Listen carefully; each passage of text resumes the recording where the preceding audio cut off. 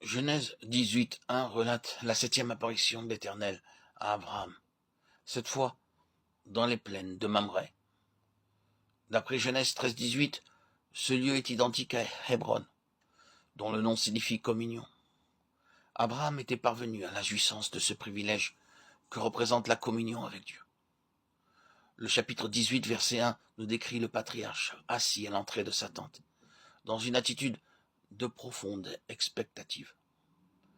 Il n'est pas heureux à proprement parler, mais s'attend à quelque chose. À mesure que vous progressez dans la vie spirituelle, il est possible que vous receviez des avertissements concernant des événements futurs. Quelque chose dans votre cœur vous incitera à être vigilant. C'est de cette manière que nous sommes préparés à l'avance. L'Éternel se manifesta à Abraham au chapitre 18, verset 2, sous l'apparence d'un homme ordinaire, alors qu'il apparut à Lot sous l'aspect d'un ange au chapitre 19, verset 1. Alors que dans Genèse 18, 9, 3 hommes adressent la parole à Abraham et l'interrogent ensemble, au verset 13 et 19, le Seigneur est seul avec le patriarche. Lorsque Dieu commença à lui parler seul, Abraham se rendit compte que son interlocuteur était le Tout-Puissant, alors même que celui-ci s'était présenté sous l'aspect d'un homme.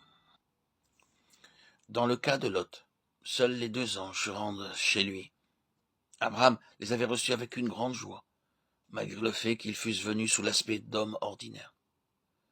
Quel contraste avec l'accueil peu empressé de Lot, auquel il s'était manifesté sous l'apparence d'ange. Comparez l'hospitalité que leur offrent les 2 hommes au chapitre 18 et 19. Abraham court à leur rencontre. Ceci montre la joie qu'il éprouvait à les recevoir.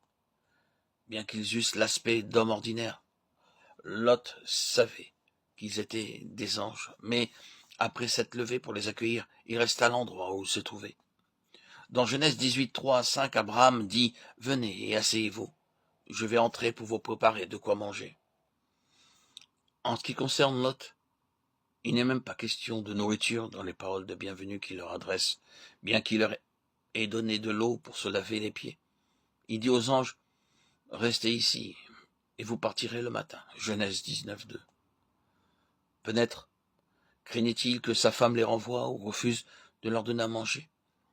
Genèse 18, 6 nous montre combien grande était la joie d'Abraham lorsqu'il courut vers le troupeau pour chercher un jeune veau. Il dit à sa femme de prendre 3 mesures de fleurs de farine, alors qu'une mesure est suffisante pour 3 personnes, préparant ainsi de quoi nourrir 30 personnes. Il avait seulement 3 invités, pourtant sa joie était telle qu'il désirait voir sa famille tout entière se réunir. Il prépara en abondance tout ce qui était possible d'apprêter, et tous se joignirent à lui en laissant éclater leur joie. En ce qui concerne Lot, par contre, constatant combien son accueil était peu empressé, l'ange déclara « Nous passerons la nuit dans la rue » Genèse 19, 2. Sachant que sa femme et ses enfants ne partageaient pas ses idées, les visiteurs célestes n'avaient pas l'intention d'entrer, de sorte que Lot dut insister. Nous sentons que le Seigneur est présent dans certaines maisons où nous sommes invités, et c'est avec beaucoup de joie que nous acceptons l'hospitalité de ceux qui y demeurent. Par contre, lorsque nous entrons dans d'autres foyers, y séjourner ne fût-ce que quelques instants nous pèse. C'est comme si, secrètement, il nous disait « Va-t'en, va-t'en, va-t'en ». Il faut réellement que nous fassions violence pour nous arrêter chez eux, ne fût-ce qu'un moment. Qu'en est-il de votre maison? Ce n'est pas votre mobilier, votre richesse ou votre nourriture qui peut rendre votre foyer heureux. Seule la présence de Dieu peut apporter le bonheur. Abraham, Sarah et toute la famille se rassemblèrent pour recevoir des invités qui se réjouissaient d'être en leur compagnie. En revanche, Genèse 19, 3 nous apprend que Lot dut user de beaucoup de persuasion pour obtenir des anges qu'ils entrent chez lui. Peut-être leur demanda-t-il « À propos, avez-vous mangé ?» C'est par pure politesse que certaines personnes posent cette question, et nullement avec l'intention d'accueillir des invités. Sa femme n'était pas mentionnée lors de l'invitation de Lot pour les anges. Si il avait demandé à sa femme d'apprêter un repas pour les invités, elle aurait peut-être répliqué Prépare-le toi-même. Ce ne sont pas mes invités, mais les tiens. Nous lisons que Lot lui-même fit cuire des pains sans levain, et ils mangèrent. La femme de Lot n'avait nullement l'intention d'accueillir des invités.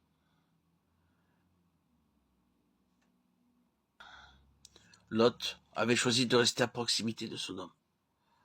Dans un premier temps, il peut avoir vécu à l'extérieur de la ville, mais plus tard il s'établit à l'intérieur. Il devint un ancien de la cité. Et le résultat fut que les gens de sa propre famille se plongèrent dans les plaisirs mondains. Beaucoup de croyants perdent leur joie et leur bonheur parce qu'ils sont attirés par les honneurs, la richesse et la fascination de ce monde.